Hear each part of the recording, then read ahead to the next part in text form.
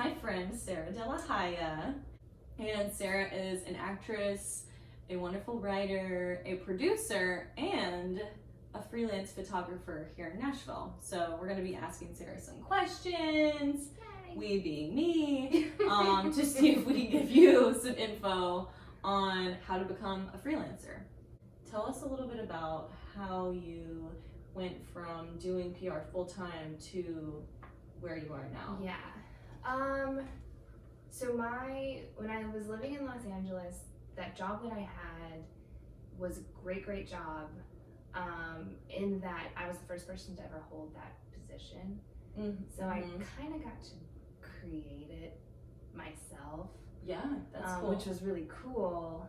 But I always knew, like, I was like, man, I want to work for, I don't know, something about working in the office. I was like, I did it. I know that I could do this, but just something about doing something for yourself. I would like scribble like my mission statement like on my notebooks and stuff, because I just always knew that I wanted to go out on my own. Do your own thing. Yeah. Yeah. But I just didn't know how or like what the thing was. And so I had that job for like 3 years. And so when I moved back to Nashville, I was interviewing for like PR jobs here, and it's just like the big thing was money, honestly. Yeah. I didn't feel like I was getting offered what I was worth, because I did some cool shit with my job, and like I worked with like Los Angeles media, and so I felt like I was getting just shitty offers, and so I was like, no, you know what, this is the universe saying like start doing your own thing. And so it's been since 2016 that I've been trying to figure out like what exactly it was that I could offer that would, be something that I enjoyed and also would be something that other people needed. Yeah, so that's 4 years. It's taken 4 years, and I mean it's still growing, and I'm still kind of fine-tuning what it is. But when I started, it was Brayburn Creative. Yes. Because I didn't want it to be my name. Because I don't know why I didn't want it to be. And I was doing more, I wanted to kind of do branding for like small businesses and for artists, and just helping people have like a cohesive online identity and all of that. And I started offering photography as like part of what I was doing with the branding. And I mean, I've been taking photos for 10 plus years, but I just never really was like, I'm gonna be a photographer. But then with the Brayburn stuff, people started to really love the photos more than they needed the branding. And I'm not one to be like beating something that's not working. I'm like, okay, if the photo stuff is what's really popular, then like how do I figure out if that's the route to go? And so then honestly, like, I don't know, it just exploded in a way that I wasn't prepared for, and I didn't plan for, but I was so grateful for it. But it took just like 4 years of being like, of just trying things and like failing pretty miserably at things. Like I think I've told you this story. I had my first huge client to help with branding, and then I was so pumped, and then I lost her. And that can happen. And that happens. I mean, you never know. And it wasn't anyone's fault. It was just a thing that happened, and I was like, well, oh my god, like I don't like, because I mean that money was paying all of my bills, and then I lost her, and I was like, cool. And then I just all of a sudden I just remember like opening Instagram like that day, and I had like a bunch of messages asking me about like what my rates were for photos, and I was like, I'm gonna be okay. And so it's just so you had to have that failure in order to get to the thing that was the thing you're giving you putting food on the table. And it was just having that failure, and then like being open to changing what I was doing. Like you have to be flexible, and you have to just like accept what's coming at you, because what I initially thought it was going to be wasn't necessary. It's not that it wasn't working, but it wasn't what was what I was like meant to be doing. I think it just kind of just the photo stuff just was like the universe was like, you have this gift. That's what you need to be offering to people. Yeah, you have to listen to that stuff. Yeah, and you can't be like, no, it's not what I want to do. Because you can still do the other stuff, but you just have to be open to knowing, like, okay, why are you putting all your energy into something that's like not loving you back? It's not, and you feel that when it's the right thing. I feel like you get in this flow of like positivity and things working out. So you started doing more photography, less branding. How has that fed your true creative work, or not your true creative work, but your passion, which is acting? Yeah. Well, it's so funny because now my main focus is like actor headshots, and getting to be around actors all the time, I feel like it's such a gift. Because like our community here in Nashville is just so amazing, and so I feel really lucky that I get to meet so many people. And that like they're inspiring to me. But like getting to do what I do, it's given me so much freedom to be like, I can help out on your set today, or like I can go to this audition tomorrow. Because I've created that for myself, and so just having that freedom has been the biggest blessing, because it's hard when you just don't have the time to do the things that you like. If I didn't have time to go do all my auditions and things, like I don't know how, like I know people do it, but I'm glad that I have the ability to say yes to things when I want to. It slows your momentum down if you have to turn auditions down. And if you can't go help on set or whatever, because every time you help on set, you're learning a little bit more about filmmaking. Yeah, you're learning more, you're meeting people, and I like to say yes when I can, and I feel like this has really given me the ability. Also, it's helped me really learn how to like direct people. I really enjoy directing for a film, and so I think that this has been like secretly like me learning how to talk to actors and like how to get emotion out of your eye, just like little things like that. And so tell us about what you worked on, what you were able to sort of say yes to this past season. Yes, so many things. Okay, well, I guess if we go back to like a couple summers ago, it was right whenever all of the photo stuff was taking off, and I got to work on a film in Atlanta that is the craziest story of all time. Which is why social media is so important, because, okay, you know the story, but I'm going to tell you like you don't know the story. Okay, so, and we were sitting at a bar, I think it was the Red Door, or maybe it was Rosemary. It was one of those bars. Yeah, it was the time when we were going to Rosemary a lot, but I feel like that night we went to I think we went anyway. But I got on Twitter, and I follow a filmmaker who's really, really great in the indie world. His name's Jim Cummings. And I had listened to him on a podcast, and he's from Louisiana, and like we know some of the same people, and so like one day he just like followed me on Twitter, and I was like, ooh, follow back. And a couple weeks later, we were out one night, and I was just on Twitter, and he tweeted out any actresses in the Atlanta area available tomorrow and another day we had like someone like dropped out or something. I can't remember exactly what the tweet was. And like I'm like, tipsy, and I'm like, me. And where do we? Okay, so we live in Nashville. Yes. And Atlanta is 4 hours away. 4 hours. And a time change. So yes, 5 hours really. Yeah. And so he messaged me and was like, hey, send your stuff to our casting director. And this is like literally 11 o'clock at night.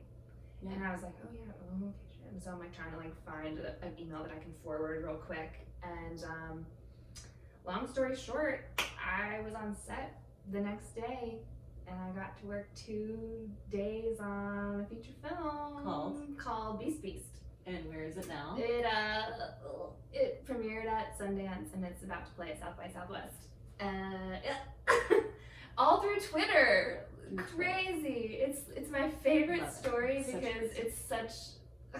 I'm not the kind of person who's ever like me, like pick me. But it was just like one of those things that I was like, well, I mean, I am an actress, and I'm not in Atlanta, but I'm close to Atlanta, in the Southeast. Yeah, and so you said yes. I said yes, and then I was able to go. I mean, because I literally got the email at 10 a.m. and was like, we need you on set tonight at 6. And I was like, I gotta go, you know? And I didn't even get a chance to call our acting coach, William Arnold. I didn't even get a chance to call him and let him know and so then I saw him on Sunday, and he was like, do you want to tell me about this movie that you just did? And I was like, I don't even know how to talk about it because I can't even believe what just happened. And that was your first feature, right? It was my first feature. Wow. And it was like, it was the best experience because that's a group of people who've been making things together for years and just like making so many short films and just like throwing them against the wall to see like what stuck, and then they were really successful a few years back, and now they're able to make all kinds of features with like great people attached. And so you're one of those people. I know, it's weird. It makes me all because I tweeted at someone and I said yes. And you said yes. Okay, yes. So on that note, let's loop in our abundance artist whole theme, which is that you need to take care of yourself first before you can help other people, or you just have to make sure that you're creatively and physically, spiritually, all of it taken care of. Yes. So how do you stay an abundant artist and choose? Sometimes you have to say no. Yes. So how does that work in terms of freelance? And I love saying yes, but like you just said, like there are times when you have to, and I feel like it's kind of like a muscle that you have to like work out and kind of figure out, because everyone's levels of saying yes and no for work stuff and like fun things is going to be different. But I know myself a lot better now than I did, just last year, and so I know that when I'm tired, I'm grouchy, and when I'm grouchy, I'm not able to create to the level that I want to. And so I know, like, I have a maximum number of shoots that I'll do each month, and when I reach that number, like, then I move to the next month. With like, I love my friends and I always want to hang out all the time, but I know, like, Friday night sometimes I need a night in. I want to watch a weird movie. I don't want to talk to anybody. With helping with like film projects, I try to say yes, but if it's something that I know I'm going to pour a lot of time into and I don't know what, this sounds selfish, but like if I don't know that what I'm going to get back is going to add value to my life, I have learned that that's when I need to say no. Yeah, I mean, you have to take care of yourself. Yeah, it's all about time and making sure that you have enough time to, like, I have to get 6-7 hours of sleep at night. I have to, or else I'm gonna get sick. I go to the gym every single day, even if I don't want to. Like, I have to do that for myself, or else I feel crazy. And I was just telling my roommates that I was going to teach them the art of saying no to things, because I just feel like when you're involved in too much, or when you're just like, you don't ever take time for yourself, I just feel like it takes away from what you are trying to do.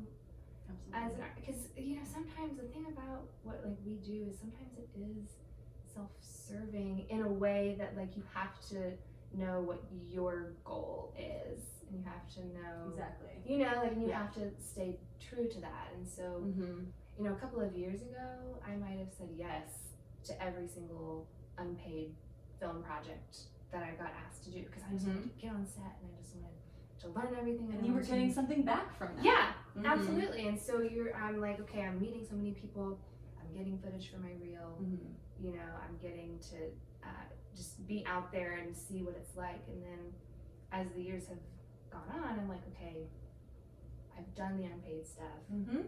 I've got the footage for my reel. Mm-hmm. I still want to meet all the people, but I'm like, let's take more time on our projects and like figure out how we can make sure everyone's getting paid for their time. Mm-hmm. And you know, because I just feel like that's how everyone continues to grow. Leveling up. Mm-hmm. So you have to know when it's time to, you know, when the yes of last week has to become the no of today. Yes. Oh, that was good. I like that. I like that a lot. Yeah. Yes. Because I feel like if you had said yes to some like gig that wasn't really feeding you, then maybe you wouldn't have been able to go do that movie. Exactly. And, you know, every time you say yes, you're saying no to something else. So it better be something that feeds you. Yeah. So it's like it's just being smart about knowing, like, okay, what you want out of this is different than what I want and what other people want, and that's totally fine. And it's okay to want. Yeah, and it's okay to want to work, Mm-hmm. and it's okay to like want to say yes to everything. But I feel like I feel like you know when you're at that point where you're like, okay, I can say no to this, and it's not gonna be a detriment to me or my career or like my reputation. To listen to your sometimes intuition. that was like my big thing, is I was like, I didn't want to say no because I didn't want them to be like, well, she said no to this, so I'm never gonna ask her again. Yeah. And that's totally not true. Yeah, people understand, especially if it's a gig that's like you're doing for free, or you know, like people understand. Yeah. That if you need to take care of yourself, you need to take care of yourself. You just you have to. I love that William is so good about being like, the starving artist mentality. Yeah. Is so antiquated. It's dead. It's dead. It's dead. Kill it. We don't want it. We don't want any starving artists. Nope. You gotta take care of yourself. Mm-hmm. You gotta know that your bills are paid for. You gotta know. You can't create. You can't. If you don't do that. Well, and you know, I was thinking about this. I think I was talking to my mom. I was like, when you operate from a place of fear, it's just you're getting stuff done, but it's not sustainable.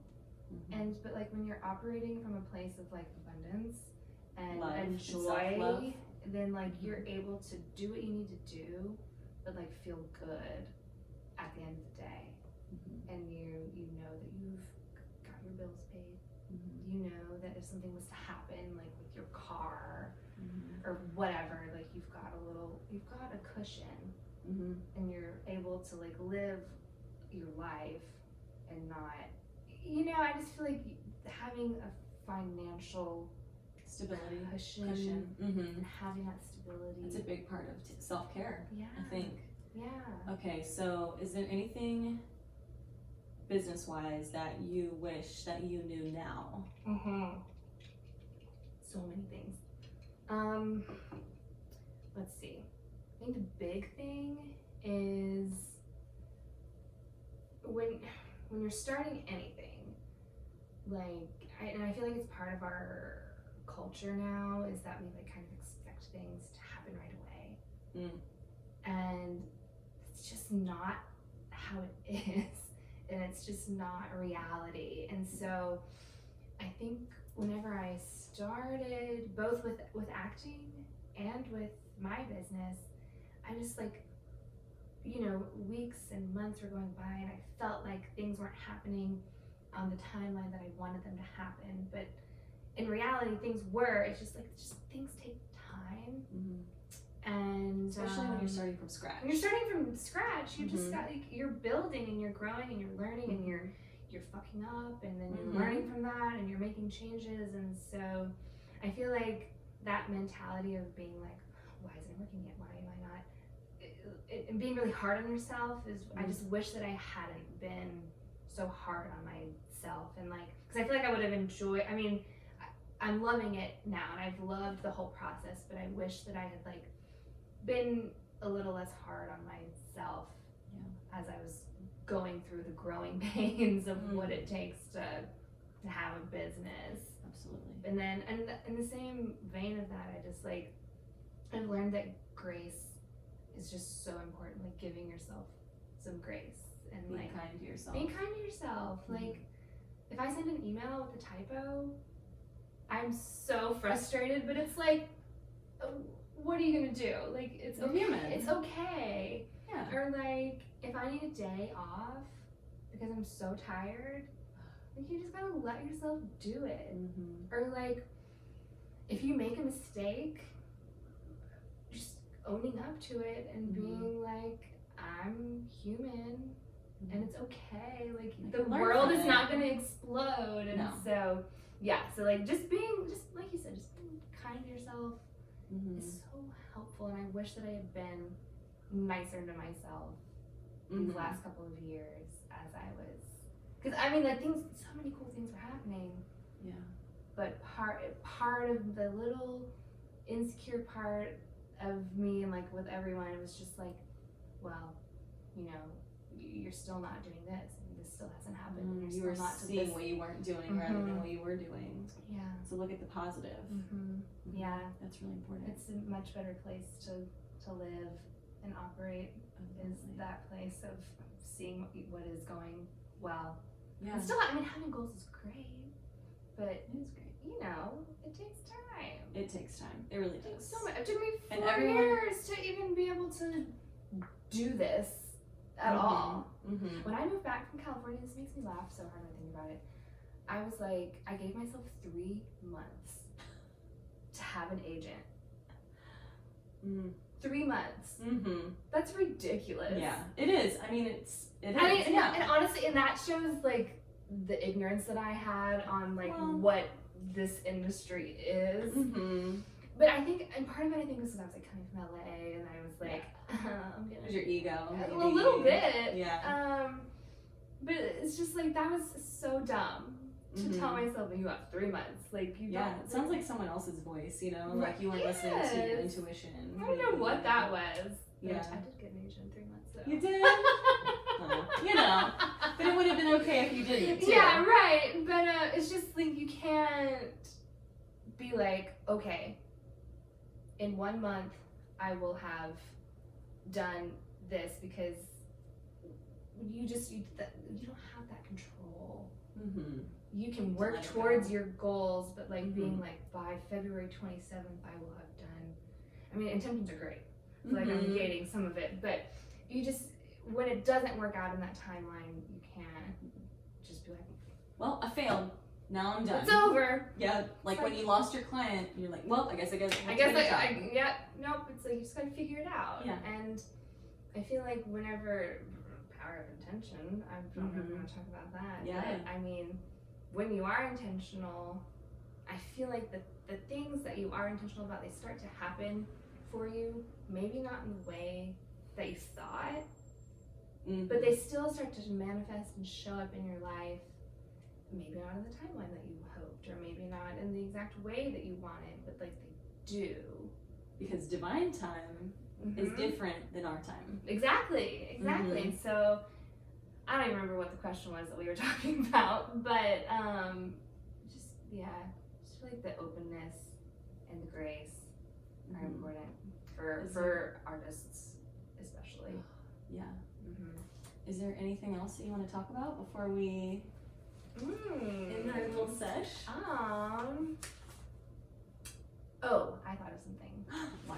Okay, so I think that one of the most important things I have learned is sometimes you just have to ask for help. Oh. You cannot be too proud to ask for some help. Wow. If you need it. Yeah. Because I don't know what it is. I know for me, like, I like to do everything on my own, and I like, that's a little bit of an ego and like a prideful thing. But like, when you're building a business, or just in general, you have, like, if you need help, like, you have to just ask for it. It is hard to ask for help, and when you ask for help from someone, you're also giving them the opportunity to do something.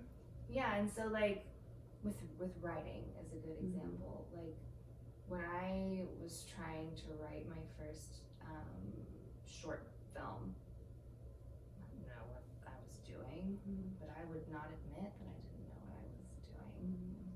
And so it's like this illusion that you're supposed to somehow know everything. You know everything, and so I wrote the thing, and I knew that it wasn't what it needed to be, and I knew it wasn't telling the story in the way that I wanted it to. And so, as horrible as it was, because feedback is great and you need it, but I just, when you're sending out something that you've written, It's scary. Oh, it's so scary. And so I let our friend Kira read it she was the first person I ever let read something that I had written for film. And she was like, I know someone who is like a script doctor, and she was like, if you want to meet with him, like, let's do it. And I was like, I don't want to, because I know he's gonna say that it's just the worst thing ever. But that's not what it said. No. He was like, I can't believe this is the first thing, because here's what's great, and here's what can change. And so, but I never would have gotten that had I not been like, okay, yes, I do need some help on this. So ask for help. Hey, ask for help. You fuckers. Yeah, fuckers. Amazing. Well, thank you so much for coming to meet with us. Tell us about your socials. Where can we find them? Okay, yes. So I have 2 Instagrams. If you want to see me talk about hot Cheetos all the time, my personal is just at Sara DelaHaya. My photo page is just Sara D Creative, so D-E-E. Yeah, Instagram is where I'm at mostly. Cool. Yeah. I'll put her info in the show notes. And if you haven't liked the page yet, please subscribe. We appreciate you guys. Go out there and be an abundant artist. Yes. Bye.